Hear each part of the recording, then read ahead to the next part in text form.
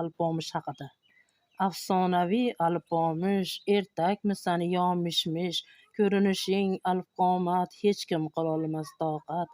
Turonning mard o'g'loni, zabardast pahlavoni, eli ulus odamlarni saqlading qo'rg'on qilib, seni hurmat qilishar, pahlavon deb bilishar. Tog'ni surib suv chiqarding, vo ajab, duo qilib ichishdilar suvlaringdan chanqab. Bog'u-rog'lar yashnab ketdi, dehqonchilik mo'l bo'ldi, havas qilib ayollar.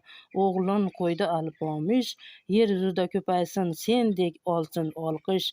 Yurtimizda mard o'g'lon ko'p, yo'lamaydi bir g'anim, seni qoning oqayapti, saqlar g'ururin sha'nin. Necha yillar yashayapsan biz bilan doim birga, qizlarning xayolida o'xshaysan hurga. Doston qilib yozishdilar katta shoirlar, qo'shiq qilib kuylashdilar ancha hofizlar.